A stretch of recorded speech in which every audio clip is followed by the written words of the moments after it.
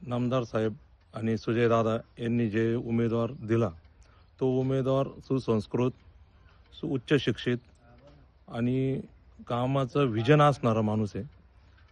तो माणसाकडं सत्ता दिल्यानंतर किंवा जनतेने त्यांच्यावर विश्वास टाकल्यानंतर पुढील 5 वर्ष राहत्याचा विकास एकदम भरारीनं होईल किंवा एकदम स्पीडनी होईल आणि जे काही छोटे मोठे प्रलंबित प्रश्न राहिले असतील ते नामदार साहेबांच्या आणि दादांच्या माध्यमातून पूर्ण करेल.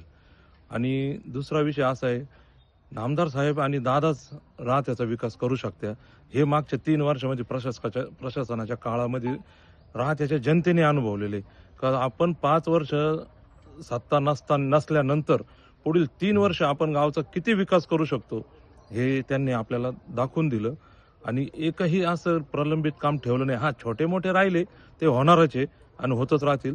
आणि पुढील 5 वर्षात जे पाणी पुरवठा योजना, जे दादांचं स्वप्न आहे कारण राहत्याला शुद्ध पिण्याचं पाणी देणे, वाड्या वस्त्यांचे राहिलेले छोटे मोठे रस्त्यांचे कामं आणि सगळ्यात महत्त्वाचा जो बिबट्यांचा प्रश्न आहे आणि स्ट्रीट लाईटचा प्रश्न आहे तो दादांनी प्रायोरिटीनं सॉल्व्ह करण्याचं आश्वासन लोकांना दिलेलं आहे, जनतेला दिलेलं आहे. त्यामुळे जनता कुठल्याही प्रकारचा विचार न करता यावेळेस पॅनल टू पॅनल कमळाचं काम करून दादा म्हणजे सुजय दादांनी जो विश्वास स्वाधीन डॉक्टरांना टाकलेला आहे तो सार्थ ठरेल.